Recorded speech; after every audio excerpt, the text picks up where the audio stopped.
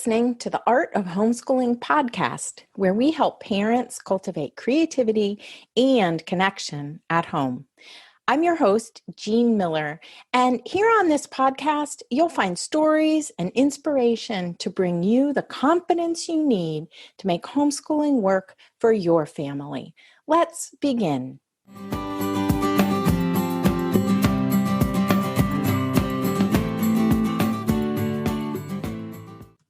Hello, my friend, and welcome to episode 46 of the podcast, all about how to overcome the fear of judgment in our homeschools.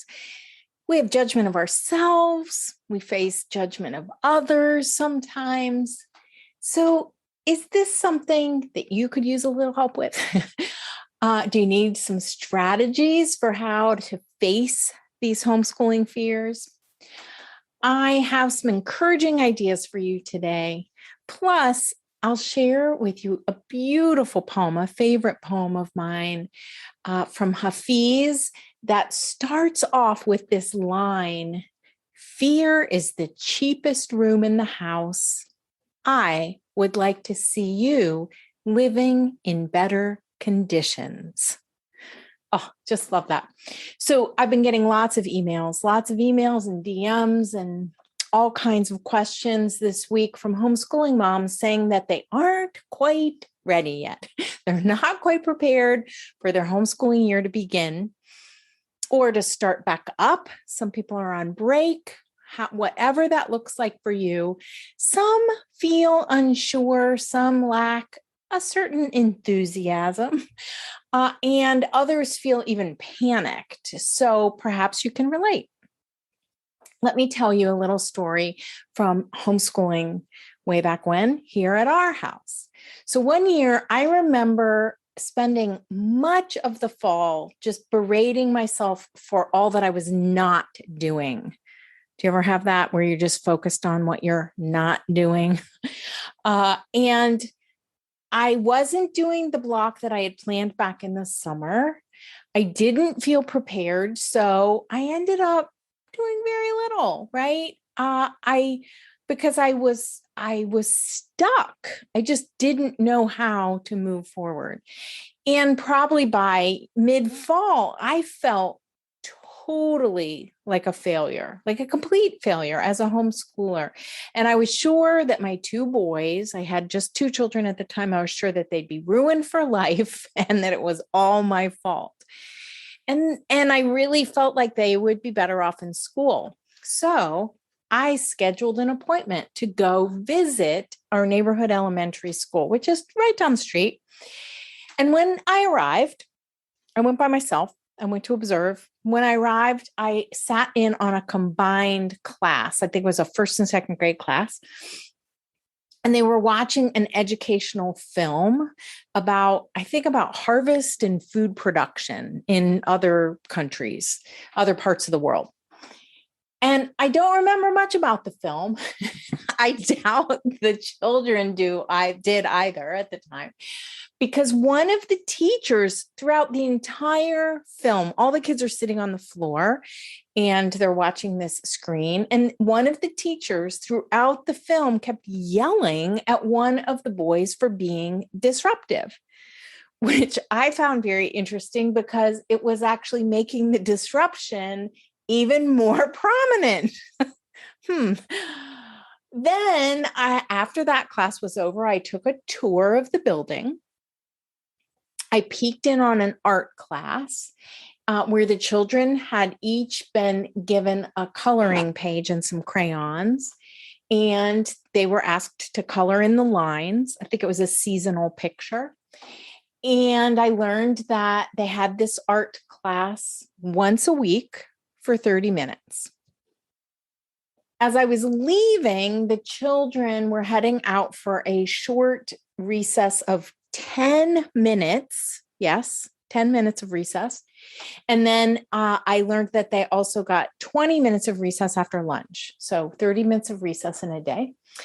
And I remember as I walked home, I kept thinking, so if we watch one film without interruption, color more than one coloring page a week, go outside for 30 minutes or more each day, that I would be doing better than the local public school.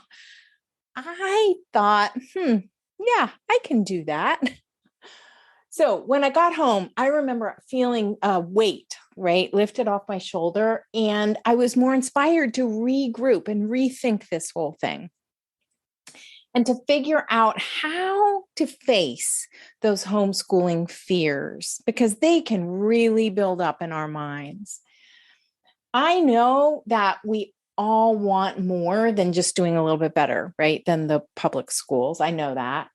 We want this beautiful, idyllic, artistic, hands-on, even some of us Waldorf-inspired approach. We want it to come alive in our homes. And when it doesn't, we feel like a failure. And then all those fears just fester deep inside of us. And we also want to be this ideal parent teacher and have everything unfold with calm and ease and all of that. And when it doesn't, we feel scared. We feel burdened by a heavy sense of letting everyone down. And then that's when the fear starts to surface, right? What if I'm not cut out for this? Was choosing homeschooling a big mistake? Maybe I'll never be able to get my children to make a main lesson book or do circle time or follow the lesson as planned or participate willingly in anything that I plan. So here are just a few tips on how to face these homeschooling fears. Two kind of categories. First off, I want to say just stop, right? Stop going down that fear tunnel and entertain this thought instead. It doesn't have to be all or nothing. That's, I think, where we get so hung up. If it doesn't look this way, we're a failure. If we haven't accomplished all the things, then we forget that we've accomplished any of the things. So if you don't feel quite ready with lesson plans, right, or your energy level is low, or you are not completely as prepared as you would like to be, then my suggestion is that you plan what I like to call a mini block instead. So maybe for the next week or two, you do some of these activities and find a way to reignite your own enthusiasm. You want to find a way to move forward rather than staying frozen in your fear. Here are just a couple of ideas to get your mind rolling and to have in your back pocket at the ready for those days, right? You know, those days when you don't have the energy to get everybody going. So here are some ideas. Create a puppet show from a story that you've already read. Collect a few stories on a similar topic to read, and then make a collection of paintings, one for each story. You can turn those into a little book.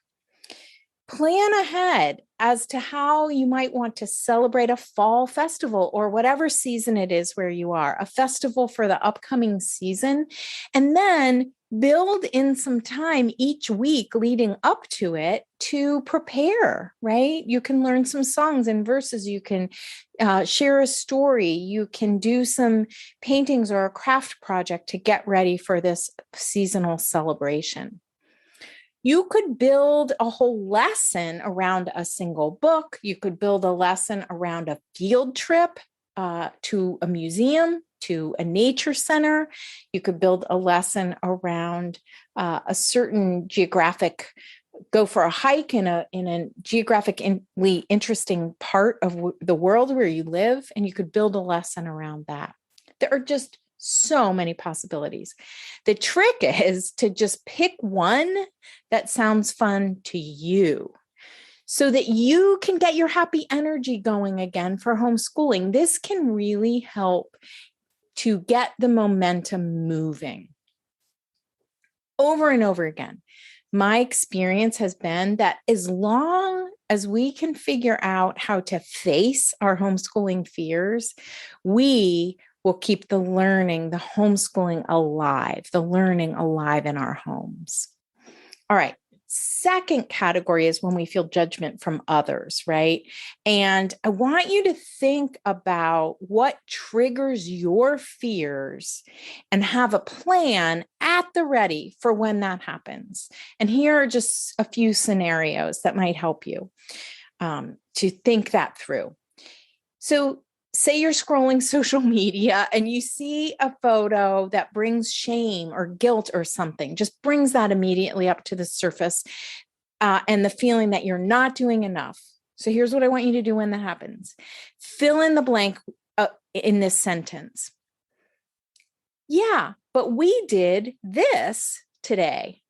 We did blank today. So when you're looking at this picture and everything looks so perfect in their life, I want you to immediately think of something that you did that mother probably didn't do. Yeah, but we did this instead. Here are a few other situations that I want you to think through ahead of time. Think about how you'll respond to strangers, right? You're at the store and a stranger asks one of your kids when school starts, right? I remember the year we were at the grocery store and somebody said to my oldest son, when are you starting kindergarten this year? And no idea what to say. I wish that I had planned ahead better for that. So that's what I'm inviting you to do. And maybe you simply, if somebody says, when does school start? You might simply say, next Wednesday, and we're really excited, or next Wednesday, and we're going to the beach for the day, or this, meaning being at the store, this is part of our homeschooling today. And if they ask a child about grade level, you could coach your child on what they might say if somebody asks them a question, like, "Yep, I'm starting kindergarten this year, and we're getting all of our living rooms set up for it," or something like that. Okay, and then also you might think ahead about how you'll respond. This is a tough one. When a closer friend or relative or in-law questions your choice to homeschool or your children's progress, right? Those two things can come up a lot, right? Whenever kids are interacting with our in-laws or parents or friends, it can happen over holidays and things like that. So here are some possibilities that just might help you think about a phrase you might have at the ready. So you could say something like, when somebody questions your choice to homeschool or how you're going to do it, or, you're not a trained teacher or something like that, you could say, "Oh, well, I'm working with a mentor and she's helping me with my plans." Or you could say, "We follow a holistic approach that's really engaging and hands-on. So today we made," and give an example, "we made a painting. We made a nature journal. We did some baking," whatever that might be. And then you might consider simply saying, "Thanks for your concern, but we've got this." Because the reality is that you don't owe a big explanation to anyone, right? You can reply with love, but also a sense of commitment, because you do have commitment. Even when these fears come up and you feel like you're waffling, you made this choice to homeschool. I know sometimes other people's questions can cause us to feel fear, anxiety about what we're doing or not doing. But I strongly recommend that you have a short response in mind for when these questions and situations come up in your life. Then you can go home separately, like separate these two things. You can go home and talk to your partner or a good friend about your concerns. I'm not saying shove your concerns aside. I'm just saying separate them out from other people's judgment or your own harsh judgment of what you are doing. because those concerns that you have, there's really no need to share those with the doubters, right? That doesn't do you any good. Share those with people, your partner or a good friend or a homeschooling buddy in particular, because that's where you're going to get the most support. And believe me, you are not alone. Really, this emotional roller coaster at this time of the year is a very common experience, and your feelings are perfectly normal. I just want to validate that for you. But if you make peace with your fears, you can take away its power. It won't have so much power over you. One of my favorite mantras is feel the fear and do it anyway, because the fear is going to be there some days, right? And just bring it right along with you. Like, oh, hello, fear. We're going to still go ahead and do this homeschooling today. That's really the definition of courage, actually. Courage is not the absence of fear, but feeling that fear and still taking action. All right, I'm going to leave you with one of my favorite poems, one that I had printed out and put in the front of my planner for years and years so that I could read it often, like every single day, often. So I hope this can help you, just like it did me, help you to face your homeschooling fears. And here it is. Fear is the cheapest room in the house. I would like to see you living in better conditions. For your mother and my mother were friends. I know the innkeeper in this part of the universe. Get some rest tonight. Come to my verse again tomorrow. We'll go speak to the friend together. I should not make any promises right now, but I know if you pray, somewhere in this world, something good will happen. So whether you are just starting your homeschooling year and trying to rev back up, or you're mid-season and you need a little boost, I have these ideas for you to consider. And if you need to, go back and listen to this episode again, right? And then jot some ideas down for yourself, because I think it's going to help you really, first of all, acknowledge the fear, be okay that the fear is going to come up sometimes, expect the fear, and then also have a plan for what you're going to do when that does happen, because it will, right? And know that that's just part of the journey. So I'd love to hear how it's going at your house. I wish you all the best in your upcoming lessons, block, season, wherever you are in your homeschooling year. And if you want to get any help from me getting back to those lively lessons and learning how to face your homeschooling fears, consider scheduling a mentor session with me. I can help you to get unstuck and move forward, make progress. So you can check out details at artofhomeschooling.com/mentor-with-Jean. And you can find show notes for this episode at artofhomeschooling.com/episode 46. That's all for today, my friend. But here's what I want you to remember. Rather than perfection, let's focus on connection. Thanks so much for listening, and I'll see you on the next episode of the Art of Homeschooling podcast.